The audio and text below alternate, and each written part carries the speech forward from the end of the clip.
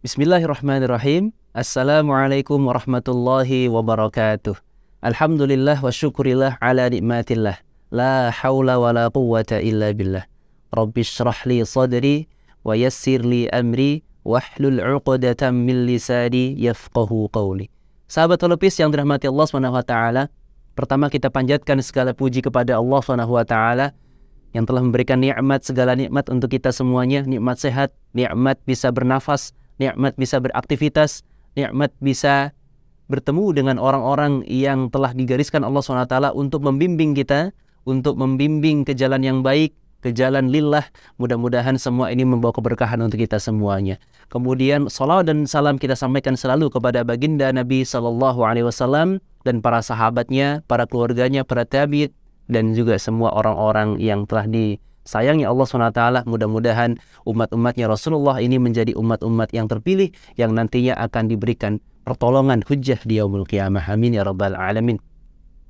Sahabat Holopis yang dirahmati Allah SWT, kemarin kita sudah belajar tentang apa itu tempat keluar huruf atau disebut dengan makharijul huruf. Ada 5 kemarin yang sudah kita bahas. Yang pertama adalah al-jauf, rongga tenggorokan dan juga rongga mulut yang terbuka. Yang kedua adalah tenggorokan itu sendiri. Yang ketiga adalah makhraj lidah atau al-lisan. Kemudian ada makhraj bibir. Dan yang kelima adalah makhraj al-khayshum atau rongga hidung. Pada kesempatan hari ini, insya Allah kita akan membahas lebih mendetail, yaitu cara mengucapkan huruf saat kita membaca Al-Quran yang keluar dari rongga mulut dan juga rongga tenggorokan yang terbuka atau kita sebut dengan al-jauf. Sahabat Holopis yang dirahmati Allah SWT, kesempurnaan daripada kita membaca Al-Quran, fasihnya kita dalam membaca Al-Quran tergantung daripada posisi bibir kita, lisan kita saat kita membaca Al-Quran. Kita tidak bisa membaca Al-Quran jika tidak bersuara atau membacanya dalam hati. Maka tidak ada proses untuk belajar. Dan juga perintah dari Allah SWT untuk mentartilkan Al-Quran pasti tidak akan tercapai. Maka perlu saat kita membaca Al-Quran harus ada suara yang keluar dari lisan kita. Boleh dengan suara yang pelan, yang sedang, atau yang suara yang keras. Boleh. Selagi tetap memperhatikan seluruh tajwid-tajwid yang ada. Pada kesempatan kali ini kita akan belajar cara mengucapkan huruf yang keluar dari rongga tenggorokan dan juga rongga mulut yang terbuka. Kemarin sudah kita bahas sedikit, yaitu ada 3 huruf mad dalam rongga tenggorokan ini. Yang pertama adalah huruf alif, dan yang kedua ada huruf ya sukun yang didahului kasrah, dan yang ketiga adalah huruf wawu sukun yang didahului oleh dhammah. Saat kita membaca Al-Quran, maka ketiga huruf ini harus diucapkan dengan rongga yang terbuka. Boleh, insya Allah hari ini kita akan talaki sedikit surah Al-Fatihah untuk membaca huruf-huruf yang keluar dari rongga mulut dan rongga tenggorokan yang terbuka. Teman-teman di rumah, sahabat Holopis, bisa mengikuti dengan yang kita baca. Saya contohkan. A'udhu, dibuka lisannya. Jadi rongga tenggorokan harus merenggangkan antara gigi atas dan gigi bawah. Jadi tidak merapatkan. Tapi mengucap dhammah membentuk bulatan. A'udzu billahi minasyaitonir rajim. Jim, ya sukun memanjang.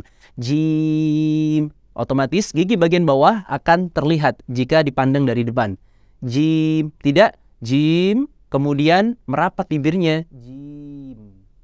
Kemudian Bismillahirrahmanirrahim. Huruf yang keluar dari ro, dia memiliki karakter yang tebal, tapi tidak boleh kita memonyongkannya dengan cara Rahmanirrahim. Ya. Jadi suara tebal itu berasal dari pangkal lidah yang naik. Nah, nanti akan masuk ke dalam pembahasan bagian lidah. Kemudian Alhamdulillahi alamin.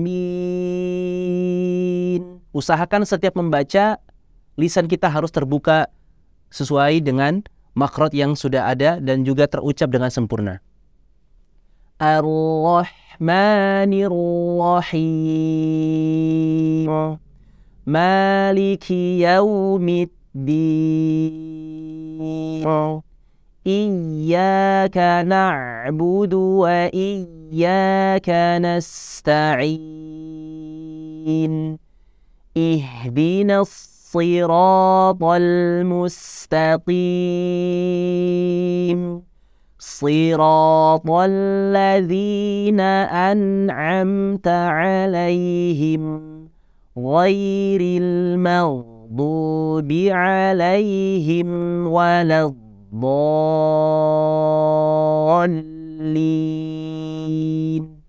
Jadi misalkan kita membaca dengan tajwid yang sempurna, meskipun tanpa nada, insya Allah akan enak didengar, sahabat-sahabat semuanya.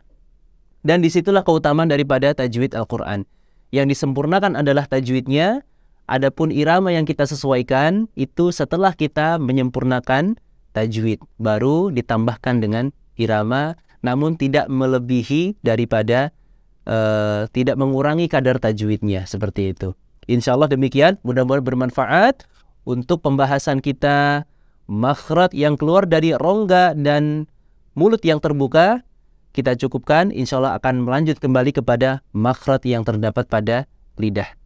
Mudah-mudahan semuanya diberkahi Allah SWT. Silahkan dipraktekkan di rumah dan tentunya belajar dengan guru yang berkompeten, guru yang sesuai, agar bacaan kita bacaan yang bagus, bacaan yang benar, sebagaimana bacaan yang dicontohkan oleh para ulama-ulama ahli Al-Quran, dan bacaan kita diberkahi Allah SWT. Wa akhiran, wassalamualaikum warahmatullahi wabarakatuh.